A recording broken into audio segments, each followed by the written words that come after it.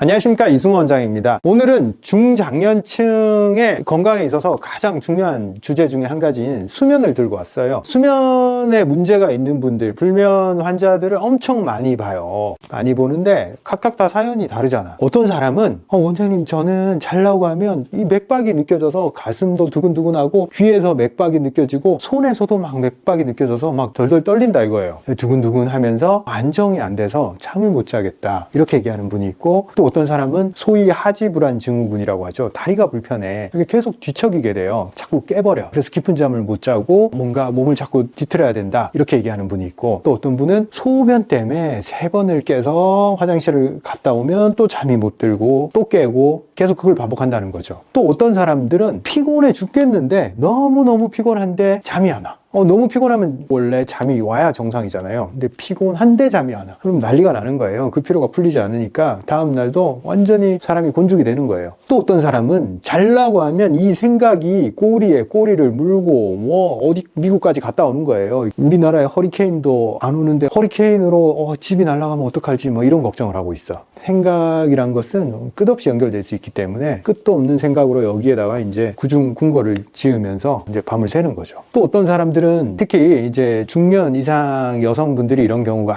아주 많은데 등에서 열이 나기 시작해요. 그래서 뜨거워서 잠을 못 자. 그렇게 누워있다 보면 이 자기 누운 자리가 이불이 뜨거워지는 거예요. 그래서 옮겨야 돼. 시원한 대로 계속 옮겨가면서 자는 거예요. 이 열이 빠져나가질 못해서 이불이 뜨거워질 정도로. 그 열에 의해서 잠을 못 자는 사람들이 굉장히 많습니다. 사연들이 다 다르잖아요. 왜 이런 일들이 벌어지고 있고 몸에서 도대체 무슨 일이 일어날까? 환자들도 엄청 궁금해요. 왜 이래요, 원장님? 제가 오늘 그거를 자세하게 한번 다 풀어헤쳐 드릴게요. 정말 증상들이 다양하지만 사실 원인은 딱 3가지로 귀결이 됩니다. 그래서 딱 요것만 기억하시면 돼요. 눈치채셨겠죠? 뒤에 적어놨기 때문에. 원인은 요 3가지입니다. 제가 맨날 뭐만 하면 기혈수라고 얘기를 하잖아요. 근데 이게 정말 우리 한의학에서 통찰력 있는 분류예요. 정말 제가 이 분류를 너무 좋아해. 웬만한 문제들은 여기에 다 귀결이 되게 되어 있습니다. 기라는 것을 우리가 잘 상상을 못하니까 에너지, 이 근육, 몸에서 활동을 만들어내는 기초적인 어떤 이 파워라고 생각을 합시다. 자동차에서 비유해서 제가 또 설명을 드릴 건데, 전기를 만들어내는 배터리, 그리고 혈은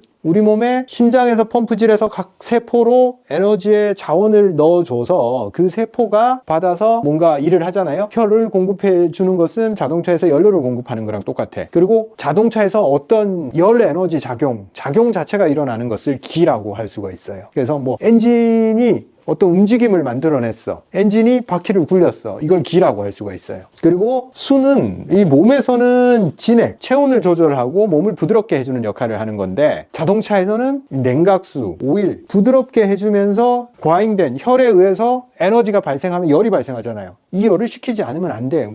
다 망가져. 그러니까 냉각수가 꼭 필요하단 말이에요. 우리 몸이나 자동차나 기계장치나 컴퓨터나 다 구조는 유사해요. 비슷한 일들을 한단 말이에요. 뭔가를 가지고, 컴퓨터는 전기를 가지고 CPU를 돌려서 뭔가 연산을 했어. 그럼 열이 나잖아. 팬이 돌아가고 있잖아요. 컴퓨터에도 똑같아요. 자연현상, 생명현상도 똑같이 돌아갑니다. 기계나 사람이나 뭔가를 줘야지 에너지를 내고, 그 에너지만 있다고 해서 유지될 수가 없어요. 반드시 냉각을 시키고 조율을 해줘야 됩니다. 또 수면도 이 프레임으로 생각을 해보자고요. 기혈수가 부족해서 수면장애가 발생을 합니다. 아까 제가 말씀드렸죠. 에너지가 너무 없어. 피곤해 죽겠어. 근데 잠을 못 자. 기가 약한 사람들이 그래요. 에너지 고갈 상태에 들어간 사람들. 심장 얘기할 때 제가 말씀드렸잖아요. 심장이 튼튼하고 계단을 자꾸 오르고 심장이 강화가 되면 심장이 튼튼해지고 그 다음에 쉬려고 한다. 자, 기가 약한 사람들은 심장도 약하고 근육이 약해. 에너지가 없어. 활동성도 줄어들어 있어. 그래서 낮에도 골골골골 거리는데 밤에 에너지가 너무 떨어지면 몸이 멈출 수도 있기 때문에 에너지를 살짝 올려놔요. 몸 입장에서는 죽지 않으려고. 그래서 각성이 일어납니다. 오히려 밤에는 완전히 안정된 상태로 다운을 시켜야 되는데 이걸 못 시켜. 죽을까봐. 그래서 너무너무 피곤한데 몸을 낮에 그렇게 골골거리면서 살았는데 밤 되면 말똥말똥해져. 뭐지?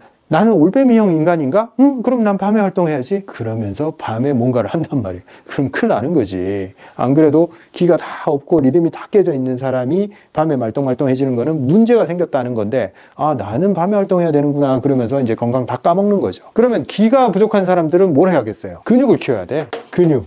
근육을 키우고 운동량을 늘리고 낮에 에너지 상태를 좀 끌어올려요. 오히려 피곤하다고 이제 깔아져 있지 말고 운동을 많이 하면 할수록 낮에 힘이 많이 생기면 그 힘으로 심장이 튼튼해져서 밤에 다시 에너지 절약 모드로 다시 들어갈 수가 있게 됩니다. 자, 하나 질문이 들어왔어요. 기가 내가 타고나기를 그냥 원래 타고나기를 이렇게 약하게 타고났어. 내성적이고 소극적이고 추위를 많이 타고 뭔가 그렇게 움츠러드는 기가 약한 에너지 약한 상태로 타고났단 말이에요. 그건 난 성격이야. 나는 원래 그래. 라고 대부분 그렇게 생각을 하고 이렇게 활달한 사람들 보면 남의 나라 얘기 같잖아요. 넌 원래 그러니까 너는 이런 방식으로 살아가 라고 얘기를 하잖아요. 저도 그렇게 생각했어요. 어릴 때. 내가 에너지가 약하고 그러니까 삶 자체가 굉장히 소극적일 수밖에 없고 두려움으로 내성적인 그런 삶을 살아갈 수밖에 없고 굉장히 어떤 발표나 이런 데 다 위축이 돼요. 그러면 나는 내성적인 사람이니까 이렇게 살아가거나 이렇게 보호받고 살아야 되는가 이런 의문이 있어요. 근데 그거는 에너지 저하 상태일 뿐이에요. 극복해서 나아가야 돼, 한 걸음 더. 에너지 확장 상태로. 내성적이고 소극적이고 그게 성격이 아니야. 그렇게 오해를 하는데 그 사람이 좋아지면 바뀐다니까요. 에너지가 채워지면 그 사람 성격이 바뀌어요. 나는 원래 그런 거야 라고 대부분 생각하는데 안 그래. 진짜 몸이 바뀌고 에너지가 채워지면 성격이 바뀌고 두려움이 없어지고 용감해지고 도전을 하게 되고 성과를 내게 되고 사람들이랑 잘 어울리게 돼. 내가 증인이잖아.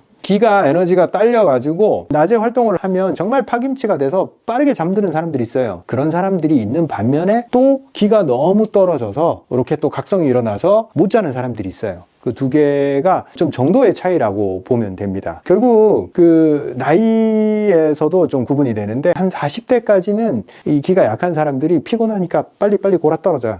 근데 40대 되면 혈, 진액 다 고갈되잖아요. 50대 넘어가면서. 그럼 요게 바탕이 줄어들잖아요. 그럼 기가 없는 사람 더 못 자. 이런 사람들은 각성이 더 쉽게 일어나고 더 고갈이 잘 돼버려요. 그래서 내가 부족한 부분을 미리미리 좀 보강을 해서 좀 만들어 놔야 돼요. 나는 늘 잘 잤어 하다가 어느 순간부터 못 자게 돼요. 결국에는. 그게 안타깝게도 나이에 의해서 그렇게 흘러가게 돼 있습니다. 젊을 때는 그걸 몰라. 절대 예측할 수 없어요. 본인을. 근데 자기의 문제점이 뭐가 부족하냐라고 판단이 되면 결국에는 어떤 특정 나이가 되면 심장도 약해지고 잠도 못 자고 이런 단계로 거의 들어가게 됩니다. 그리고 우리가 수면 얘기할 때 혈이 가장 중요합니다. 혈이 뭐랑 연관이 돼 있어요? 이거 심장이랑 직결돼 있잖아요. 심장의 능력이 곧 혈액순환을 의미하는 거기 때문에 심장에 문제가 생기고 혈액순환이 제대로 안 됐을 때 수면 문제가 제일 많이 발생합니다. 첫째로 심장이 뭘 하겠어요? 뇌에다가 우리가 산소 공급을 해준단 말이에요. 혈의 문제, 혈액이 제대로 전달이 되지 않으면 산소가 부족해져요. 그래서 산소 부족 증상, 호흡 부족 증상이 생겨요. 그래서 깊은 수면을 못 자고 회복을 더디게 하고 자꾸 호흡에 의한 각성작용이 일어나 버립니다. 잠자다가 호흡이 불안정해지면서 탁 깨버리는 거예요. 산소 부족 증상이에요, 그게. 그리고 우리가 하체 쪽, 특히 심장이 혈액을 밤에 줄여도 몸 곳곳에 그래도 기초적인 혈액은 공급이 돼야 되는데 이 혈액의 능력이 떨어지거나 심장의 능력이 떨어졌을 때 과야 될 부분에 혈액이 부족 증상이 생겨서 하지불안 증후군, 근육이 경련을 일으키거나 쥐가 나거나 저리거나 이런 것 때문에 깨버려요. 불편해. 혈액 공급이 딸려가지고. 그래서 이것도 다 혈액 문제다. 혈액이 좋아지면 그 문제는 그냥 100% 해결이 돼요.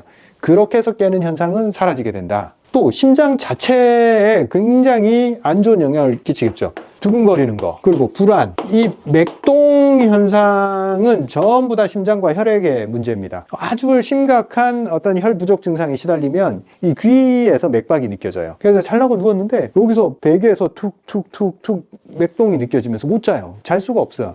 각성이 일어나 버려요. 그리고 가슴이 퉁퉁퉁 느껴진단 말이에요. 내가 심장이 뛰는지 마는지 내가 느끼면 안 돼요, 원래. 근데 내가 두근거리는 게 막 느껴져. 어떤 사람들은 여기 손에서도 막 느껴지고 이런데 허벅지에서 툭툭툭 치는 게 느껴져요. 그럼 못 자요. 그 혈관의 탄력성의 문제, 그리고 심장의 리듬의 안정성이 깨진 거지. 그리고 뇌파도 불안정해져. 심장의 리듬과 뇌파는 딱 연결이 돼 있어요. 심장에서 혈액을 리듬감 있게 뿜어주고 거기서부터 뇌가 촉촉해지면서 안정적인 뇌파를 생성한단 말이에요. 그런데 이 혈이 부족해지고 심장의 능력이 떨어졌을 때 딱 이 뇌파가 불안정해지면서 그냥 과각성 상태가 돼버리고 뇌가 말라가는 그런 현상이 생깁니다. 뇌에 혈액 공급이 적게 들어가서 뇌가 이제 건조한 상태가 되잖아요. 그러면 어떤 일이 일어나냐면 꿈을 꿔. 불편하니까 자꾸 부정적인 그런 꿈 내용으로 꿈을 꾸게 되어 있어요. 악몽을 꾸는 거죠. 쉽게 얘기하면. 그 악몽을 계속 꾸는 사람들은 몸에 혈이 부족해지고 심장의 능력이 떨어져 있다고 보면 됩니다. 왜? 악몽이란 것은 이 불안의 상징이에요. 내가 불안한 신호를 받아서 내 기억 속에 존재하는 가장 불안한 기억들을 조합을 해서 그걸로 가지고 꿈을 만들어. 왜? 지금 그런 상태라는 것을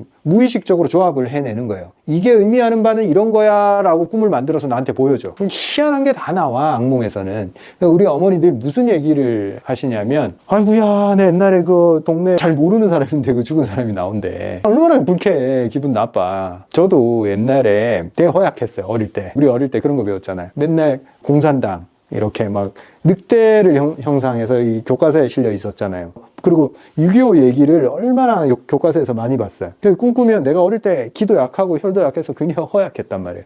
꿈꾸면 어떤 꿈을 꾸냐면 인민군이 몰려와 자꾸 내가 보지도 못했던. 혈이 약하면 악몽을 꾸게 되어 있어요. 애들도 마찬가지예요. 잠을 제대로 못 자는 애들 딱 보면 혈색이 안 좋잖아. 어였고. 그런 애들은 잘 놀래고 일단 불안감이 굉장히 강하고 엄마 뒤에 자꾸 숨으려고 하잖아요. 혈이 약해서 그래요. 그런 애들도 좀 보강을 해줘야 돼. 어른도 마찬가지예요. 잘 놀랜다, 불안해한다, 겁이 많다. 다 혈이 약한 거고 심장이 약한 거예요. 그 결과로 맨날 인생이 불안한 거예요. 인생이 불안하고 쉬어야 되는 그 밤 수면조차도 불안한 거예요. 그렇게 자고 나면 이게 잤다고 볼 수가 없는 거예요. 꿈꾸고 뒤척이고 맥동이 느껴지고 이거 거의 깨있는 거랑 똑같은 상태로 이게 잤는지 안 잤는지 기억도 못해. 그러고 나서 딱 깨고 나면 와, 그냥 쉼 없는 삶이 연속되는 거죠. 밤에 쉬면서 딱 회복돼야 되는데 몸이 막 뻐근뻐근해. 그냥 그렇게 자고 나면 막 두드려 맞은 것 같아. 자고 일어났는데 자는데 누가 나를 때렸나? 이런단 말이야. 그 정도로 몸이 막 아프고 쑤시고 막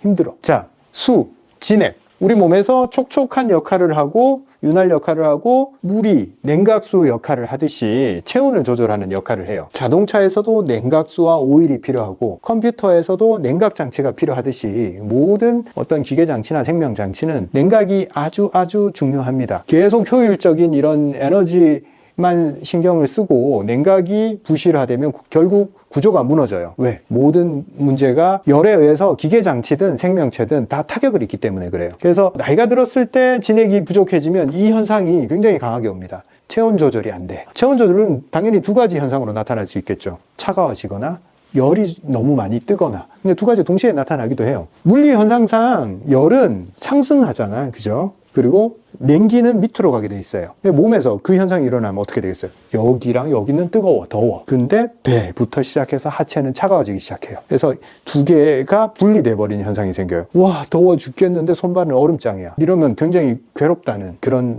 단계에 들어가는 거죠. 자, 그러면 우리가 진액 부족이 수면에 어떤 영향을 끼칠 거냐? 결국 열을 제어를 하지 못하는 현상이 불면으로 연결이 돼 버립니다. 처음에 시작하면서 말씀드렸던 등에 열이 나서 못 자겠다 하는 사람이 정말 많아요. 50대 초반부터 60대 요 나이대에서 이 열 때문에 못 자는 사람들이 많습니다. 자, 이 열을 왜 조절을 못할까? 몸에서 충분한 진액이 있어야지 몸을 촉촉하게 해주고 몸을 건조하게 하지도 않으면서 그 다음에 열이 생겼을 때 땀이나 체액순환에 의해서 열을 분산을 시킬 수가 있습니다. 그런데 진액이 부족해지는 나이에서 건조와 열감 이게 동시에 딱 생깁니다.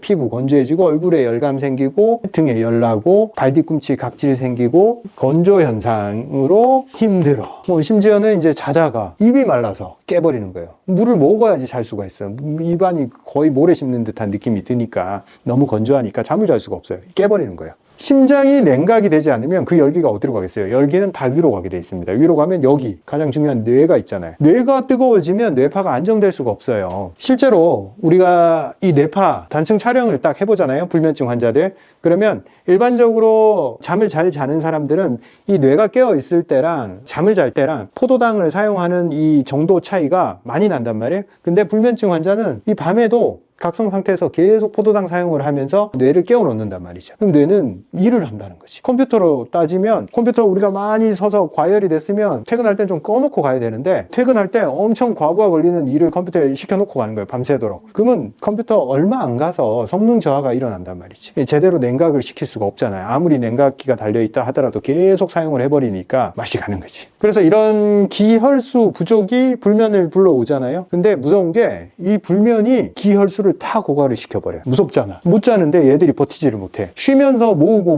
몸에서 저장했다가 써먹는 건데 다 써버리는 거예요. 고갈시키는 거지. 그래서 기혈수 부족이 불면을 불러왔는데 불면이 몇 달 지속이 되면 심각한 기혈수 고갈을 불러옵니다. 많은 연구 결과들이 이런 걸 뒷받침하고 있습니다. 실제로 2020년 제리아트릭 널싱이라는 노인 간호 저널에 실린 연구 결과를 보면 대규모로 노인들의 불면에 의한 결과를 추적을 했는데 공통되게 빠른 속도로 육체적 능력이 떨어지고 스트레스 및 불안이 증가하고 사회적 고립이 빠르게 찾아온다 이거죠. 그 전반적으로 노인의 삶의 질을 결정하는 요소들이 공통적으로 다 떨어져 버리더라. 결국 아시잖아요. 불면이 얼만큼 큰 문제를 만들어내고 있는지 불면을 겪고 있는 분들은 너무나 잘 아실 거예요. 추가적인 연구 결과에 따르면 불면이 지속되면 낙상사고 위험 증가, 우울증과 불안, 악화, 인지기능 저하, 최종적으로 요양보호시설 입소율이 증가하고 사망률까지 증가하게 됩니다. 자, 이렇게 우리가 수면 부족에 시달린 결과로 면역력이 뚝뚝 떨어지겠죠. 진액, 몸의 점액들, 1차 방어막이에요. 구강이라든지 소화기, 폐, 표면은 항상 점액질로 덮여 있단 말이죠. 이 점액질이 우리 몸에서 소위 말하는 진액, 세포 활동의 결과로 분비물을 만들어내서 그 막으로 인해서 바이러스나 세균으로부터 우리를 보호한단 말이죠. 근데 수면 부족으로 인해서 진액이 다 말라버려요. 계속 지속되다 보면 호흡도 마르고 입도 마르고 소화기도 마르고 방광질 다 말라버려요. 우리 몸 안에 촉촉한 부위가 남아나지를 않아. 그러면 그거에 의해서 뭐가 나온다? 감염이 나와요. 감염성 질환에 딱 취약해버립니다. 그래서 바이러스에 감염이 되고 감기가 안 떨어지고 기침을 맨날 하고 방광염이 걸리고 질염이 걸리고 염증이 낫지 않는 상태가 됩니다. 그리고 뇌 활동이 떨어지니까 기억을 못해. 정말 안타깝게도 기억력이 떨어진다 얘기를 너무 많이 해요. 불면에 시달리면 모르겠다 그래. 기억이 안 나. 정말 돌아서면 다 까먹어버려요. 그리고 이 결과로 자꾸 실수가 일어나겠죠. 실수, 이 사회적 관계에 문제가 생기고 이 사고가 나고 뭐 심하면 사기를 당할 수도 있겠죠. 인지 능력이 자꾸 떨어지니까. 그래서 정말 다시 재건을 해야 됩니다. 기혈수를 다시 만들어내고 불면에서 벗어나서 다시 몸을 재건을 해 나가야 됩니다. 삶에서 판단력이 문제가 생겨서 생기는 그런 일들이 그냥 일어나는 게 아니에요.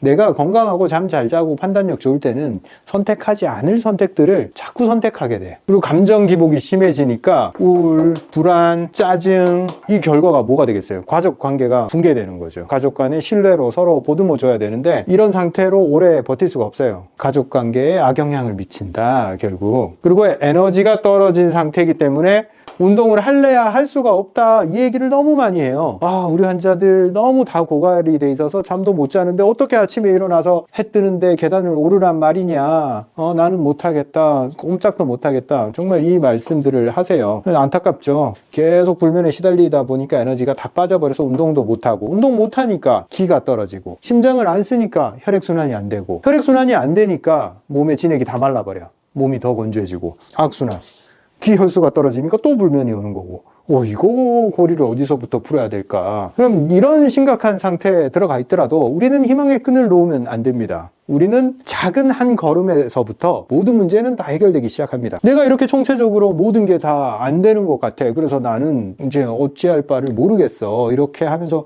포기하면 안 됩니다. 하나씩 해 나가면 됩니다. 간단해요. 우리가 기, 혈, 수를 회복하기 위해서는 일단 이거를 회복하는 가장 중요한 거는 운동이다. 운동. 이것밖에 없다라고 말씀드릴 수 있고, 에너지가 생기고 근육이 생기잖아? 근육이 생기면 이 정신력이 강해져. 이 육체적 근육이 마음의 텐션, 마음의 강인함을 만든다. 운동해본 분들은 알아요. 운동을 했을 때 멘탈이 유지된다. 이걸 알게 됩니다. 그래서 죽으나 사나 내가 지금 최악의 상황이라 하더라도 한 걸음을 떼야 됩니다. 그래서 뭐부터 해라? 계단 3층만 올라라. 언제까지? 3개월만 지속을 해보자. 요거는 쉽잖아. 해볼만 하잖아. 그래도 나 죽겠네 하고 있는 그 시간에 딱 일어나서 딱 해보는 거죠. 그러면 심장이 돌고 혈액이 회복이 되고, 그리고 좋은 혈액을 만들어야 되잖아요. 그러려면 정말 신선한 음식, 우리 몸의 영양소, 우리 몸의 재료 어디서부터 만들겠어요? 다른 생명에서부터 뺏어 와야 돼. 어쩔 수 없어. 미안하지만 그 중에서 죽은 애들한테서 뺏어오면 그거 좀 별로 안 좋잖아요. 가급적 죽은 지 얼마 안 된 애들한테서 뺏어와야 돼. 최근까지 살아있어서 생명력을 가지고 있던 녀석들, 신선한 애들, 채소든 과일이든 가급적 신선한 걸 먹고, 고기도 신선한 거, 도축된 지 얼마 안 된 거, 그런 걸 먹으면 빨리빨리 좋은 피를 만들어낼 수 있다. 그리고 진액을 소모를 하지 마라. 자꾸 빼서 쓰지 말라는 거죠. 좀 아껴 쓰고, 몸에서 생성되는 모든 체액은 다 진액이라고 얘기를 했잖아요. 최근에 내가 댓글 중에 이런 걸 봤어요. 남성분인데 자기가 엄청 많이 고갈이 되고, 근데 성욕이 너무 많아서 그거를 멈출 수가 없다, 성행위를. 그래서 막 고민을 하더라고요. 자기가 답이 뭔지를 알아. 다 고갈돼서 그걸 하면 고갈이 된다는 사실을 알고 있습니다. 그런데도 질문을 하고 있어. 그거는 이게 굉장히 괴리감에 하는 질문이에요. 정확히 자기 자신을 바라보지 못하고 있는 거예요. 몸이 고갈됐다, 내 몸이 그걸 복구하지 못한다 싶을 때는 그런 소모적인 행동은 일단 스톱 해야 돼요. 여성의 경우에 어떤 줄 알아요? 여성은 몸에서 생리라는 시스템을 가지고 있잖아요. 혈이 부족해지고 진액이 고갈된 걸 기가 막히게 알아요. 그래서 몸이 많이 고갈된 경우 여성의 몸에서 어떤 변화가 일어나는 줄 아세요? 생리를 멈춰버려요. 나의 지금 생명력, 살아있기 위해서는 생식의 능력이 우선이냐, 내 생명이 우선이냐, 이 둘 중에 선택을 하는 거예요. 생리를 계속 한다는 것은 생식 능력을 유지하는 거잖아요. 근데 내 목숨이 위태롭다 판단하는 거지. 그래서 이 생리를 멈춰버려요. 그래서 여성들 중에서 이제 생리가 멈췄다, 이게 고갈이 됐다라고 판단을 하면 돼요. 그러면 어떻게든 다시 몸을 만들어내서 다시 생리가 돌기 시작하면 회복이 됐다라고 보시면 됩니다. 오늘은 수면에 대해서 기혈수와 연관지어서 이렇게 딱 설명을 제가 한번 해봐 드렸습니다. 모든 게 이런 구조로 이루어진다. 복잡하게 생각하지 말고 하나하나 해결해 나가면 된다라고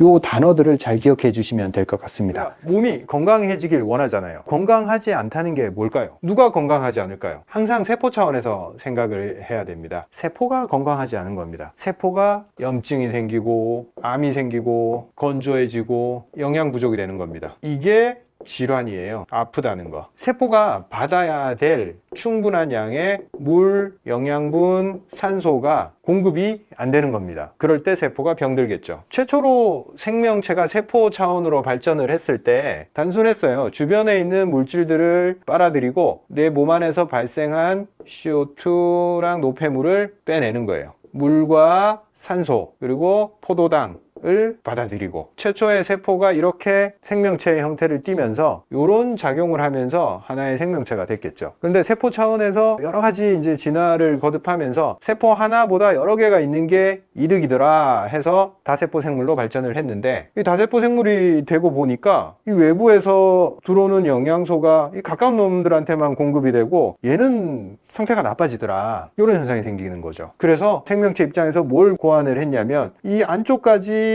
공급할 수 있는 라인들을 깔기 시작하는 거예요. 진화적 차원에서 더 이런 기관들을 확보한 생명체가 더 우위에 섰기 때문에 이런 장치들이 개발이 되는 거죠. 생명체에서 이거는 뭐냐, 안쪽까지 영양분을 공급하는 장치, 혈관을 고안하게 됩니다. 혈관만 만들었다고 해서 흐름이 발생하지 않겠죠. 그래서 흐름을 만들어 줄 수 있는 펌프가 필요했어요. 그래서 혈관 끝에다가 강력한 펌프 하나를 만듭니다. 심장을 통해서 혈류를 아주 말단 모든 세포한테까지 영양을 공급하기 위한 장치를 만듭니다. 만약 우리 몸 안에 있는 세포까지 혈관이 아니라 그냥 피부를 통하고 이걸 뚫고 다 영양소가 들어갈 수는 있어요. 근데 한 달이 걸리겠죠. 이걸 뚫기 위해서, 지나가기 위해서는 이 만만치 않은 일들입니다. 곳곳에 모든 세포한테 공급하기에는. 그런데 혈관을 통해서 단 5분 안에 내가 먹은 영양분을 공급을 할 수가 있어요. 엄청난 효율적인 기관인 거죠. 제가 무슨 얘기를 하려고 이렇게 길게 얘기하냐면, 세포를 먹여 살리는 심장과 혈관을 어떻게 하면 좀 더 쉽게 설명을 할까, 수조 안에 있는 물고기를 한번 생각을 해봅시다.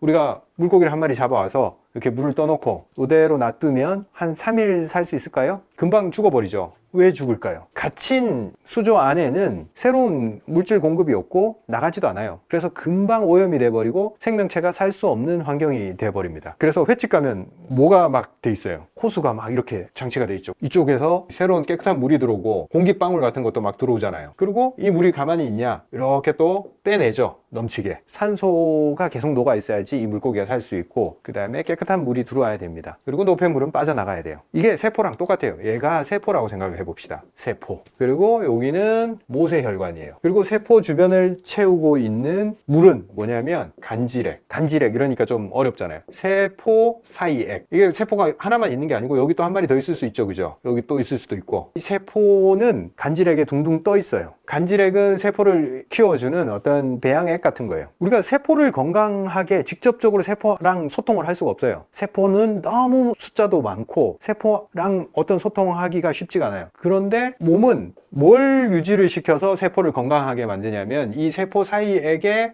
컨디션을 조정을 해서 세포의 건강을 유지시킵니다. 자, 이 물은 어디서 왔을까요? 외부에서 바로 들어온 게 아니겠죠. 이 모세혈관은 어디서 왔을까요? 이 수조를 유지시켜주는 펌프가 있습니다. 순환을 시켜주는. 간질액의 상태가 좋아야 된다. 근데 그 간질액의 상태를 관리하는 애는 누구냐면 펌프, 즉 심장이에요. 심장이 혈액을 계속 공급을 해주고 오염된 혈액을 이쪽으로 와서 정화를 시켜서 다시 넣어주고 다시 넣어주고 계속 반복을 하는 겁니다. 근데 이상하죠? 이 물을 재활용을 합니다. 버리지 않고. 왜? 이거 간질액은 안에 중요한 물질들이 많이 들어있어서 이걸 버려버리면 새로 만들기가 어려워요. 이 안에 흐르는 관 안에 혈액 세포들도 다 들어있고 한데 이걸 맨날 버려버리고 새로 만든다. 불가능하단 말이에요. 그러면 깨끗하게 해서 써야 될 거 아니에요. 그리고 아까 물, 산소뿐만 아니라 영양소가 들어와야 되잖아요. 그죠? 그래서 여기에다가 정화장치를 하나 답니다. 나쁜 거 빼내고 좋은 걸 다시 재사용할 수 있는 기능을 여기다 하나 답니다. 신장. 나쁜 거 다 걸러냈어. 근데 새로운 영양소가 들어와야 되잖아요. 여기다가 또 하나 기관을 하나 답니다. 소화기.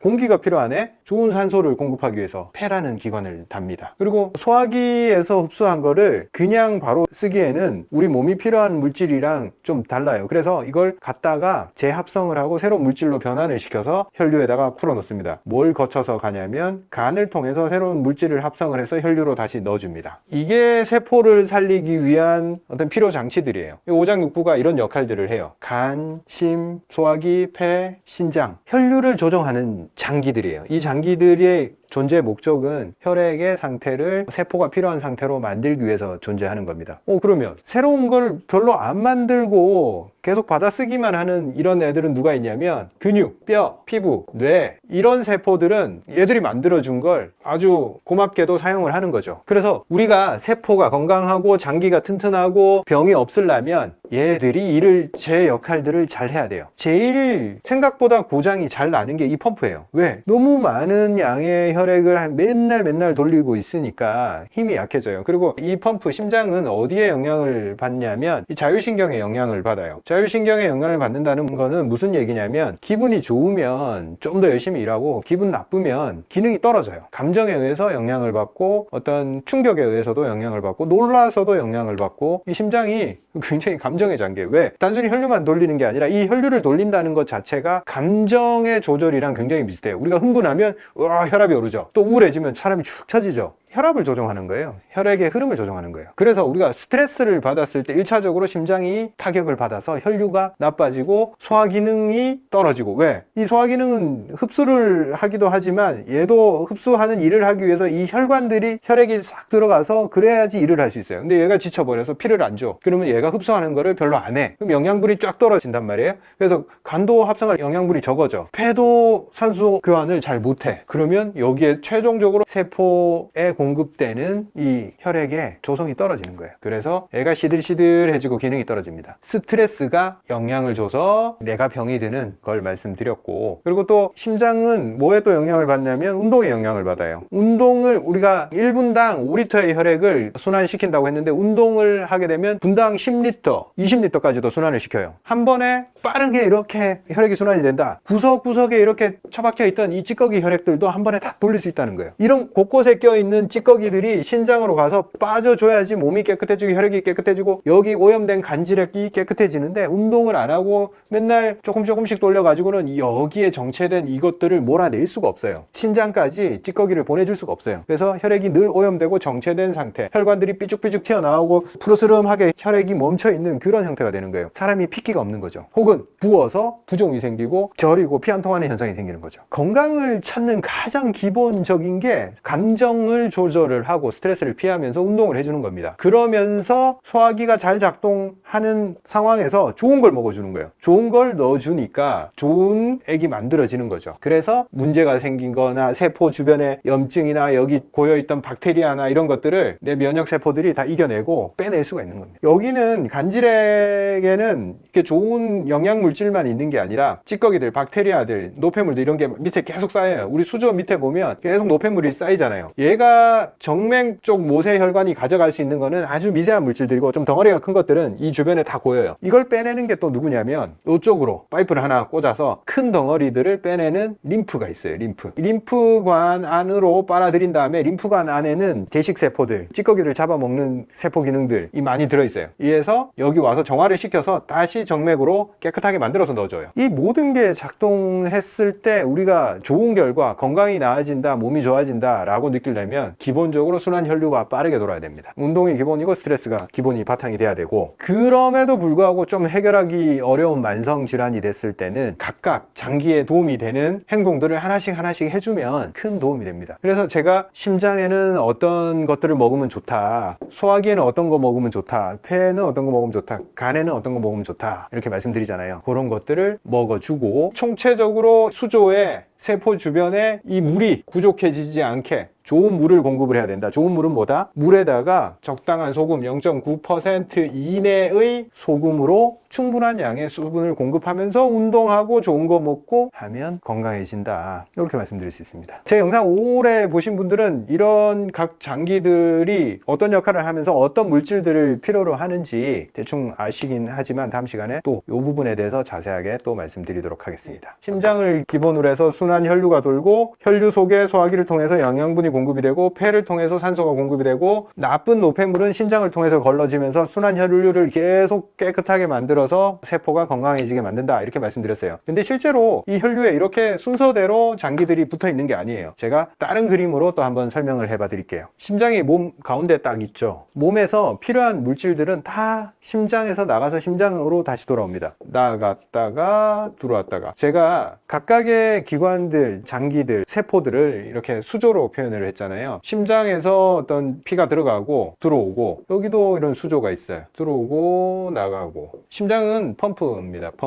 펌프면서 동시에 모든 혈류를 한 번씩 여기 와서 섞어주고 다시 필요로 한 대로 보내주는 겁니다. 혈류를 통해서 각 장기에 혈액을 보내주고 그 장기로부터 뭔가를 받아서 다시 심장으로 돌아와요. 그러면서 여기서 섞어서 다른 데도 다 골고루 보내줍니다. 소화기, 폐, 신장, 피부, 네, 이렇게 생각하시면 돼요. 여기는 횟집이에요. 횟집. 여기도 신장 세포들이 있고 폐에도 세포들이 있고 소화기 세포들이 있어요. 각각 장기들도 다 세포로 이루어져 있겠죠. 근데 이 장기들은 세포로 이루어져 있지만 하는 일들이 조금씩 달라요. 그래서 횟집인데 수족관이 여러 개를 가지고 있어요. 각각 다른 물고기를 키우고 있습니다. 그런데 펌프는 공유를 하고 있어요. 다른 물고기지만 펌프는 다 모아서 똑같이 분배를 해줘요. 여기 수족관에서는 무슨 일을 하냐면 영양분을 가지고 옵니다. 영양분을 이렇게 수족관에 녹이면 영양분이 없는 혈액이 왔다가 영양분을 가지고 갑니다. 그리고 여기는 산소를 빨아들이는 기능이 있는 물고기들이 살아요. 그래서 산소를 보내주고 산소가 없는 혈액이 들어와요. 그리고 신장에는 여기는 필터 기능을 하는 세포들이 살아요. 그래서 안 좋은 혈액이 들어오면 다 깨끗하게 해서 다시 돌려보내줘요. 뇌는 포도당, 산소 이런 걸 소비를 하고 소비한 이제 찌꺼기를 보내줘요. 뭘 생산하는 거는 별로 없어요. 그리고 피부는 주로 하는 역할이 혈액을 통해서 열이 이렇게 들어오면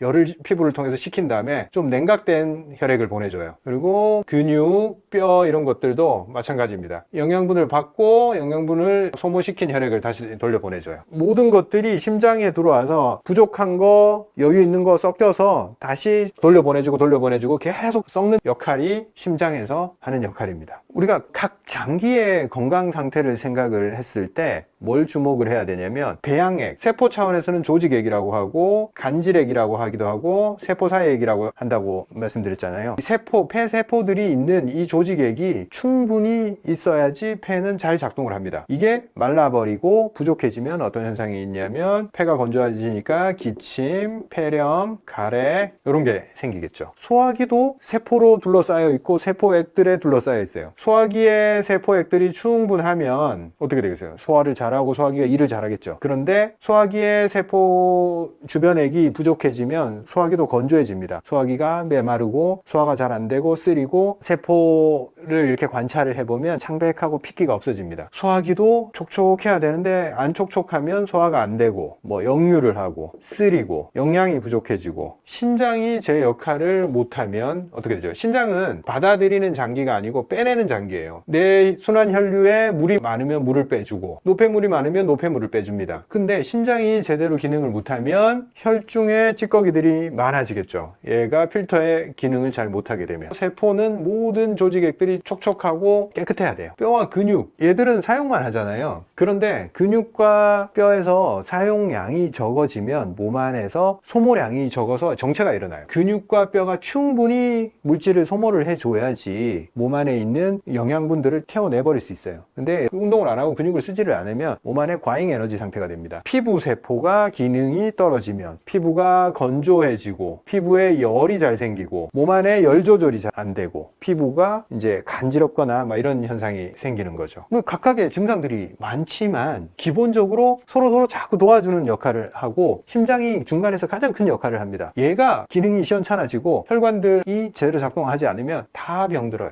모든 게 다 병들어버려요. 그래서 심장과 혈류가 그 어떤 것보다도 중요하다. 항상 질환이 발생했을 때 이 사람의 혈관은 과연 건강한가? 혈관의 능력이 제대로 작동하고 있냐? 이걸 보고 좀 해결해주면 문제가 많이 해결이 됩니다. 자, 혈관에 좋은 거는 모든 음식들이 세포에 다 도움이 되겠지만 만약 세포액들이 많이 부족해졌어. 간질액이 많이 부족해졌을 때는 이걸 빨리빨리 채워줄 수 있는 물질들, 그런 식물들을 먹어주면 참 좋습니다. 자, 한약재 중에서 이런 장기들의 진액 부족, 건조감, 조직액 부족 요걸 해소하는 약재들을 간략하게 좀 말씀드리고 넘어가면 심장에는 제가 단삼홍화 좋다고 말씀드렸는데 얘들이 뭔 일을 하냐면 말초혈관 안에 낀 찌꺼기들을 녹여내는 역할을 해요. 단삼홍화, 당귀 이런 것들까지 혈액의 끈끈함을 풀어주고 찌꺼기 혈액들을 제거를 하면서 조혈 기능이 높아요. 애들이. 그래서 이런 것들을 쓰면 심장이 편안해집니다. 심장이 편안해지고 혈관의 탄력도가 올라가고 아까 심장은 자율신경의 영향을 받고 감정의 영향을 받고 스트레스를 받는다 했잖아요. 이런 걸 먹으면 잠을 잘 자요. 잠을 잘 자고 감정이 편안해져요. 심장에 도움을 주니까 혈류가 좋아지니까 심장의 부하가 덜 걸리는 거죠. 그리고 심장의 문제점을 체크하기 위해서는 단중혈, 양젖꼭지 사이 여기를 눌러서 심장이 힘들면 얘가 부어 있어요. 심장이 부어 있다는 것은 각각 혈관들이 전부 다 기능을 잘 못한다는 뜻이에요. 혈관들이 기능을 못하니까 얘가 펌프가 과부하가 걸리는 거예요. 열심히 일을 하는데 혈류가 잘 안 가는 거죠. 그래서 심장이 붓기 시작하고 이 심음이 안 좋은 게 들리기 시작해요. 껄끄러운 소리가 들리는 거죠. 혈류가 매끄럽게 흘러가지를 않고 만져보면 아파요. 여기 단중혈이. 이런 것들이 좋다. 그 다음에 폐에 좋은 거는 폐를 촉촉하게 해주고 매끌매끌하게 해주는 요소를 만드는 약재들은 사삼, 맹문동, 우리 음식으로는 뭐 더덕 이런 거. 그리고 소화기를 촉촉하게 해주는 거는 어떤 게 있을까? 뭐 양배추도 괜찮고 당삼, 옥죽. 예를 들면 이게 소화기에서 체액이 너무 넘쳐나서 소화기가 너무 축축해졌어. 그런 걸 막 빼내려고 백출이나 뭐 이런 걸 많이 써요. 소화 잘 되라고. 근데 자꾸 빼면 안 돼요. 모든 조직액은 자꾸 세지 않은 걸로 자꾸 보충을 해주면 나중에 필요 없는 거는 안 써요. 처리를 해버린단 말이에요. 근데 강제로 빼는 약들을 자꾸 쓰면 촉촉함을 결국에는 잃어버려요. 그래서 이런 빼는 약재들이 아니라 자꾸 보태주는 촉촉한 약재들을 써서 장기들을 살려야 된다. 신장에 도움이 되는 거는 뭐가 있을까요? 신장은 필터, 이 순환혈류의 한 20% 가까이를 계속 필터링 하고 있습니다. 쉬지 않고. 이게 힘들겠죠. 찌꺼기도 많이 생기고 안 좋은 것들을 자기가 가져야 되니까 염증이나 이런 거에도 쉽게 노출될 수 있고. 그렇지만 너무 정교하게 만들어져서 일을 잘 해요. 근데 얘가 고장나기 시작하면 답이 없죠. 얘를 도와주려면 순환혈류 내에 있는 노폐물의 양을 줄여야 됩니다. 이 노폐물은 여기에 고여 있을 수도 있고 이런 데도 고여 있을 수도 있고 혈관 내에 고여 있을 수도 있고 곳곳에 있을 수 있잖아요. 이 순환혈류는 사실 5리터밖에 안 돼요. 근데 이런 조직액이 전체의 한 70%를 차지하고 있단 말이에요. 이 조직액 내에 저류되어 있는 이 찌꺼기들이 결국 자꾸 타고 돌면서 신장에 가서 신장을 힘들게 해요. 그래서 신장으로 빠져나갈 노폐물을 영양소를 피부로 최대한 많이 빼주면 신장의 부담을 줄일 수 있습니다. 피부로 빼주는 방법은 땀을 통해서 계속 빼주는 방법인 거죠. 운동을 통해서 순환 혈류 내에 있는 노폐물을 피부를 통해서 제거를 하면 피부는 약간의 트러블은 처음에는 있을 수 있어요. 노폐물이 많은 사람들은. 근데 계속 제거를 하다 보면 혈류가 깨끗해지니까 피부에도 무조건 도움이 돼요. 근데 운동을 안 하고 맨날 혈류 속에 독성이 높다. 그럼 얘가 너무 일을 많이 하는 거예요. 그래서 신장이 망가진다. 운동을 안 하면. 제가 이 모식도를 이런 식으로 표현하는 그림들은 잘 없어요. 근데 왜 심장을 중심에 놓고 각각을 이렇게 그렸냐면 이 각각이 병들면 결국 가운데 모여서 다 번지게 돼 있어요. 그래서 뭐 하나가 문제가 생겼을 때 빨리빨리 고치고 다른 데 영향을 안 미치게 그 부분에 있는 염증을 빨리빨리 제어해주고 기능을 끌어올려줘야 돼요. 아까 간을 하나 빼먹었는데 간은 어디에 개입돼 있냐면 여기 소화기에서 영양분을 빨아들여서 바로 우리 순환 혈류에 태워 보내면 그건 입자가 거칠어서 여기서 쓸 수가 없어요. 그래서 간을 한번 거쳐서 우리 몸이 좋아하는 물질로 합성을 하거나 흡수한 것 중에서 좀 독성이 있는 것들은 제거를 해버려요. 그래서 간을 통해서 순환 혈류에 뿌려준다. 즉 소화기에서 흡수한다고 해서 다 사용할 수 있는 건 아니고 간이라는 관문을 거쳐야지만이 우리 몸에 순환 혈류에 영양분을 태울 수 있다. 그래서 간은 굉장히 중요한 역할을 하죠. 방어 기능을 하기도 하면서 독성이 들어오는 걸, 그 다음에 합성 기능을 해요. 호르몬이나 영양물질들을 여기서 잘 합성을 해서 혈류 쪽으로 내보내준다. 그리고 우리 몸의 호르몬들은 곳곳에 다 배치가 되어 있습니다. 그걸 순환 혈류에 같이 뿌려버리는 거예요. 뇌 밑에 뇌하수체, 그리고 경동맥 주변으로 갑상선이 있으면서 그 안에서 호르몬들을 혈류로 뿌려주면서 각 장기한테 신호를 주는 거예요. 그리고 신장 옆에 이제 붙어있는 부신 호르몬, 부신에서 분비하는 호르몬, 이도 혈류에다가 다 집어넣는 거예요. 결국 모든 혈류나 호르몬들은 이동 경로가 심장에서 한번 모였다가 흩어지는 거예요. 각각 따로따로 이렇게 가는 게 아니라 모든 혈류는 다 심장으로 들어왔다가 빠져나간다. 빠져나간 혈류들이 다 각각 다 따로 가요. 따로 갔다가 다시 만나. 얘는 산소 가져오고, 얘는 깨끗한 혈액 가져오고, 얘는 영양분 가져오고, 여기서 또 한번 섞어서 또 나눠주는 거예요. 장기 스스로 영양분을 받아서 자기도 살고, 자기가 좋은 일을 해서 다른 애들을 도와주는 거예요. 혼자 사는 경우는 거의 없어요. 폐가 일을 못하는데 다른 애들이 살아나갈 수 있을까요? 세포들이 다 산소가 부족해지는데 얘가 문제가 생겼는데 다른 세포들이 멀쩡을 할 수 있겠어요? 얘가 공급해준 영양분 포도당을 통해서 다른 세포들도 살아가는데 피부가 문제가 생기거나 화상을 입으면 어떻게 돼요? 몸에 열 조절을 못해요. 땀을 분비를 하지를 못하고 체온을 조절하지 못하기 때문에 굉장히 곤란을 겪게 됩니다. 자, 오늘은 오장육부가 서로 어떻게 영향을 끼치면서 서로를 도와주고 있는지 간략하게 설명을 한번 해봤습니다. 이런 개념들을 이해를 하고 있어야지 각각 나는 폐병이야, 나는 소화기병이야 이렇게 구분해서 생각하지 않으면 좋겠어요. 완전히 다 연결이 되어 있는 거고 그 중심에 심장이 있는 거예요. 그리고 그 심장은 감정에 의해서 반응을 하고 운동에 의해서 반응을 하고 내 삶이 하나하나 다 조율이 돼야지만이 건강해지는 거지 단순하게 뭘 하나 수술을 한다고 해서 좋아지는 경우가 잘 없어요. 오늘 조금 장황하게 설명이 들어갔는데 도움이 되셨으면 좋겠습니다. 다음 시간에 또 찾아뵙겠습니다. 좋아요, 구독 부탁드릴게요. 감사합니다.